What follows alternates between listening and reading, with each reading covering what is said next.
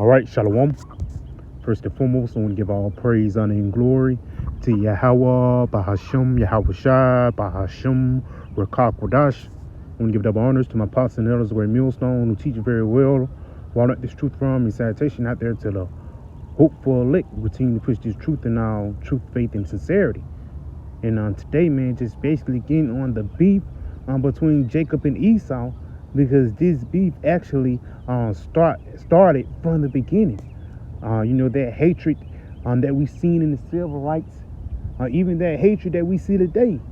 When you get stereotyped, when you get walking to a damn grocery store, that hatred didn't just come out the blue, or that hatred didn't get developed after the golden age of the 1950s. No, that hatred actually been there since the beginning, man. Because you have to realize that this beef between the so-called white man, the Edomites, and the nation of Israel actually started in the book of Genesis, man. And that's what the Bible teach. The Bible gives you comfort and understanding of why these things is going on today. So let's go ahead and start off right here in the book of Genesis 25, and I'm gonna start at verse 19. Now we can see the title of it is Isaac's sons. Now we already know that the blessing went through Abraham, then it went through Isaac, and let's see who's gonna land on right now. It says, and these are the generations of Isaac, Abraham's son. Abraham begat Isaac, and Isaac was 40 years old when he took Rebekah to wife, the daughter of Bethuel, the Syrian of Padarim, the sister of Laban the Syrian. And Isaac entreated the Lord Yahweh Bahasham Yahweh Shai for his wife, because she was barren, and the Lord was entreated of him, and Rebekah his wife conceived. So he was asking for a child, an heir, for the lack of better words, man.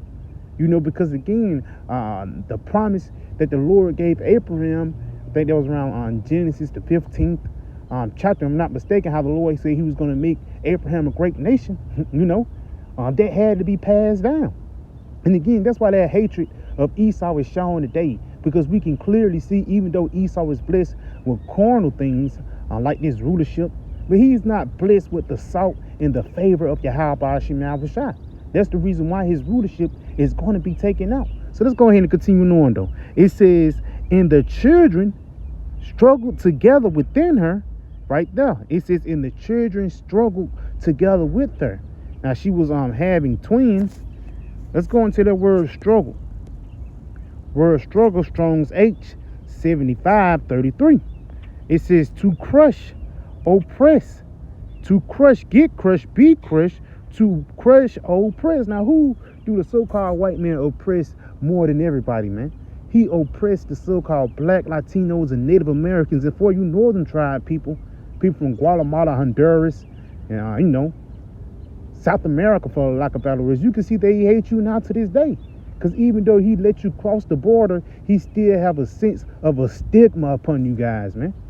These guys are coming over here with bad news, All of a sudden, ever since they came out here, women been getting raped, and all of a sudden, hey, that been happening over here in America, man. And 9 times out of 10, it be a so-called white man who be causing that destruction. And I wouldn't be shocked either how they did that blackface in Chicago.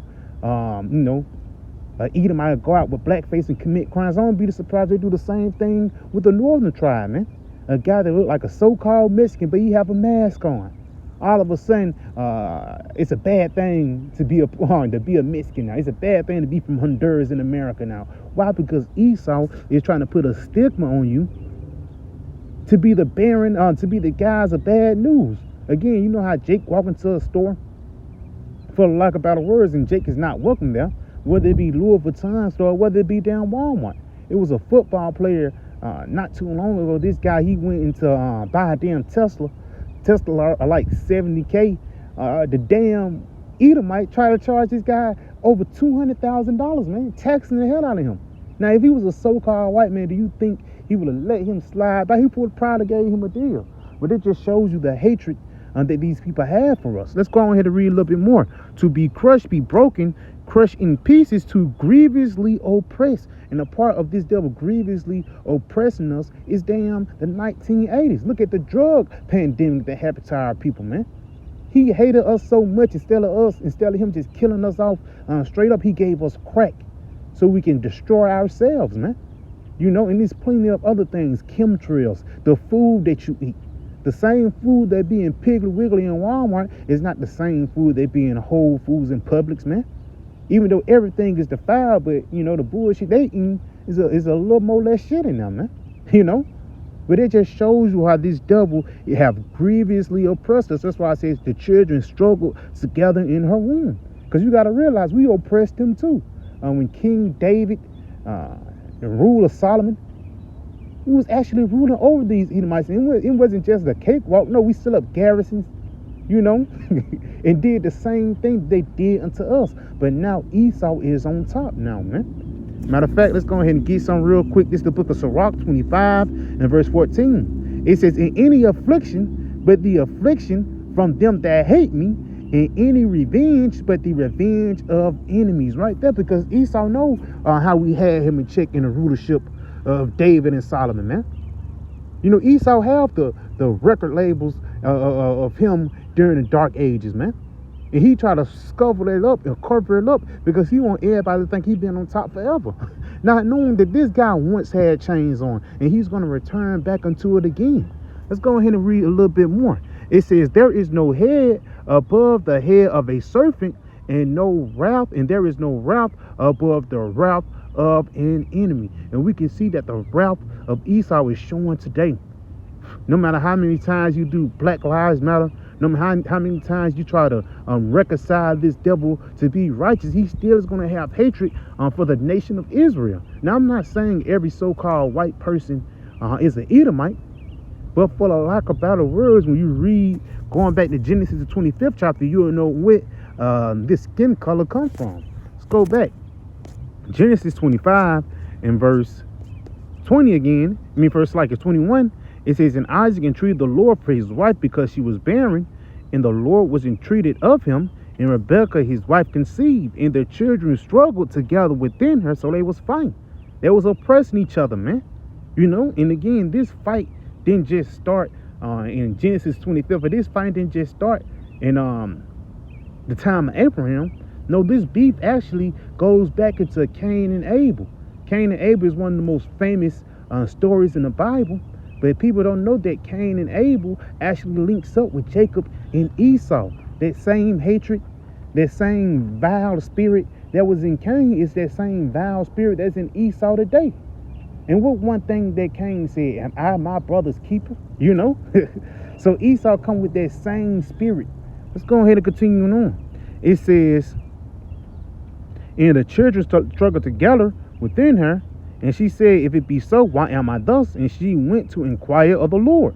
And the Lord Yahweh Shemawashah said unto her, two nations are in thy womb, and two manner of people shall be separated from thy bowels, and the one people shall be stronger than the other, and the elder shall serve the younger. Right there, man. She went to inquire of the Lord. How do you go to inquire of the Lord? You go to inquire of his prophets, man. You know, and what did the prophet told her? There's going to be two different nations that's coming from you, and one is going to be stronger than the other, and the elder shall serve the younger. So the one who's the oldest is ultimately going to be a slave. Let's go ahead and continue on. It says, and when her days to be when her days to be delivered were fulfilled, behold, there were twins in her wombs, and the first came out red all over, like an hairy garment, and they called his name Esau. Now it says the baby came out red all over like a hairy garment. That actually is talking about this guy coming out with no pigment in his skin. His blood is showing forth. And when you go into that word Esau, let's go ahead and get it. The word Esau, which is Ishashwa. Right here it says hairy. Esau don't mean hairy. Let me go right here. Yeah.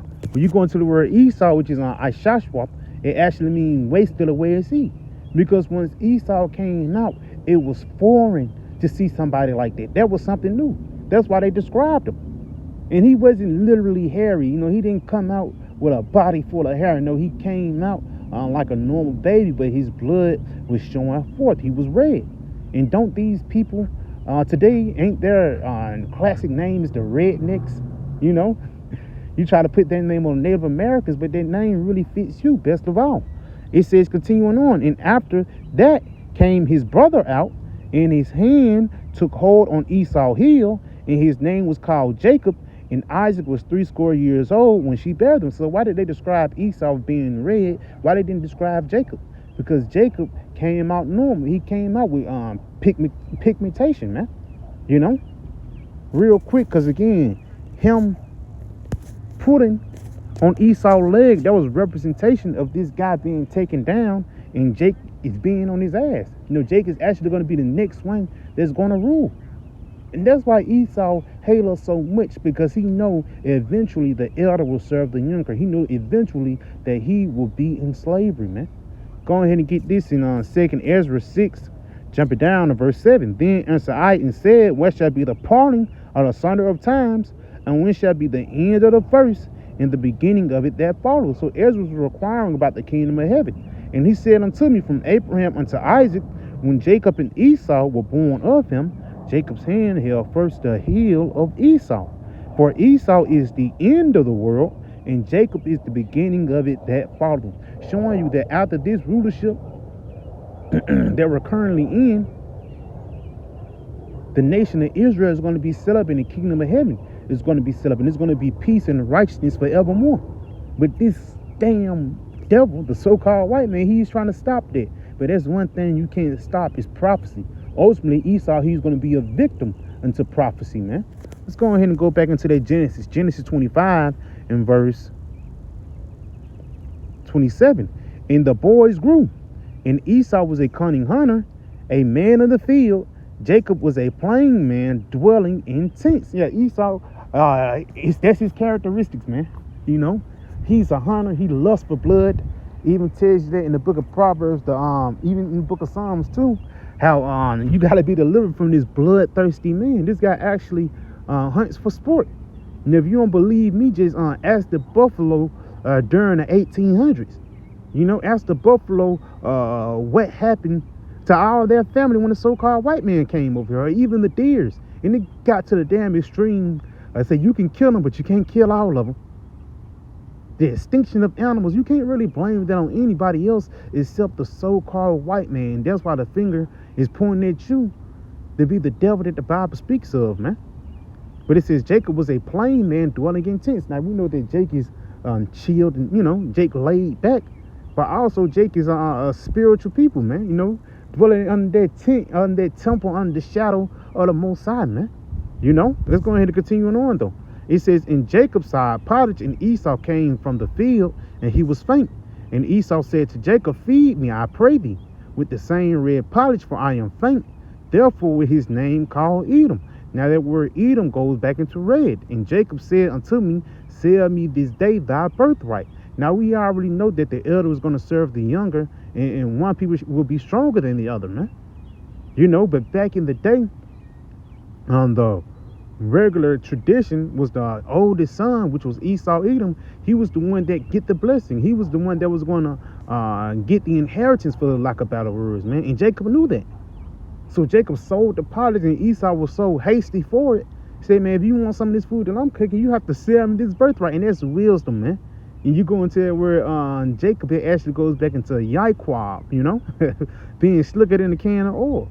But again, it ain't like there was deceitful, or there was like something random event. No, there was the will of the Lord to make these things happen, man. Let's go ahead and continue on.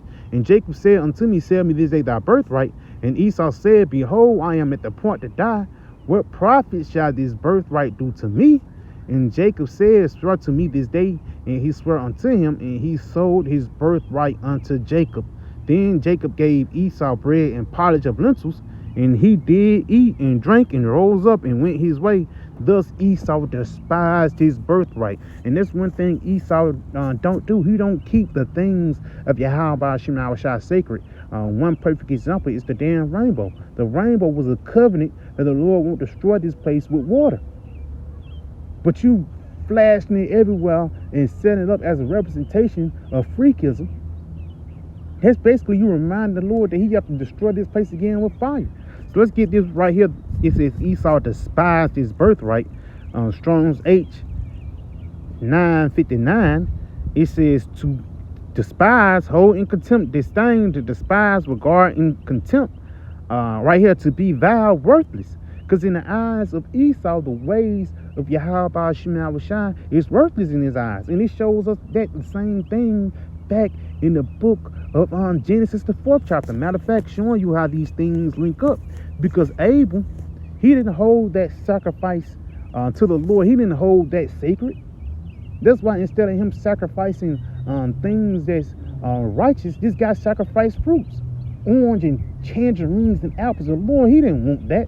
The Lord wanted the best of your flock.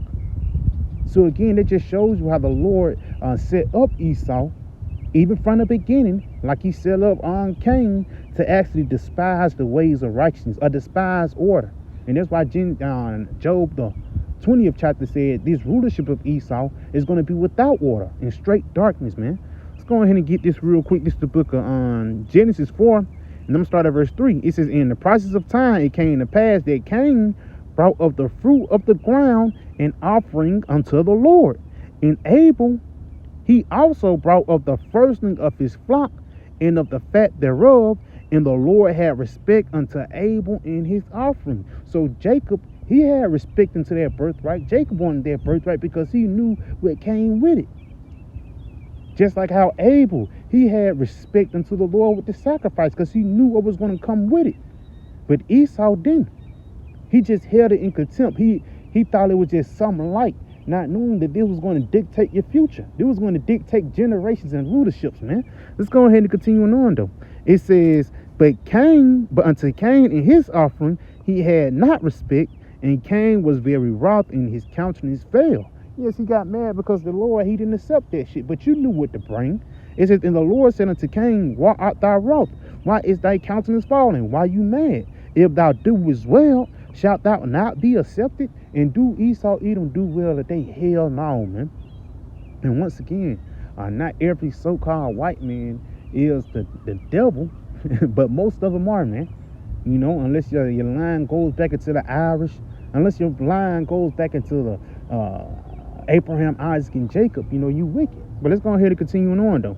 It says, and the Lord said unto Cain, why art thou wroth? Why is thy countenance fallen? If thou doest well, shalt thou not be accepted? And if thou doest not well, sin lieth at the door, and unto thee shall be his desire, and thou shalt rule over him. And that's what Esau's desire is, sin, everything that's contrary unto the Most High. Why? Because he's an adversary unto Yahweh Shem Yahushai. Salakia. Continuing on, this 2 Thessalonians 2 in verse 3, just showing you how Esau, he's an adversary, and he do everything that's against the Most High. That's why it says sin lieth at the door. That's why the scriptures say, what is sin? The transgression of the law. And the laws of Yahweh Shem Yahushai is despised in the sight of Esau. Let's get this in 2 Thessalonians 2 and verse 3. Let no man deceive you by any means, for that day should not come, except there come a falling away first, and that man of sin be revealed, the son of perdition. And who is that son of perdition? The so-called white man. He is the guy that actually brings destruction upon the planet Earth. Ever since he got into power, peace was taken from the planet Earth, man. You know, let's go ahead and continue on. Who opposeth and exalted himself above all that is called the Most High, or that is worshipped, so that he has a power, sitting in the temple of the power, showing himself that he is the Most High. So he's basically trying to put on the banner that he the one that bring forth these different laws, statutes, and commandments. By the way you bring forth your laws, statutes, and commandments, you trying to take away the laws, statutes, and commandments of the Lord. Because again, Yahweh Shem Yahushai, he didn't bring up the commandments to be grievous. No, he brought forth the commandments to make life to flourish. One thing, the land Sabbath. If you keep the land Sabbath, do you know that the fruit of your flock, or the fruit of your season will be more bigger? But if you just wear the land out, it's going to be tired out, man. Just like how Esau worked the Israelites like a Hebrew slave. You know what I'm saying? Even he worked Ishkala Day like a Hebrew slave. He did the same. He's doing the same thing with the whole planet Earth. But again, the point, this guy, he's an adversary unto the Most High. And he have been an adversary ever since the beginning. So yeah, I pray this video was edifying. I want to give all praise, honor, and glory to Yahweh, Bahashem, Yahweh Shai, Bahashem, Rakakwadash. I want to give double honors to my apostle and others, great millstone, and Shalom.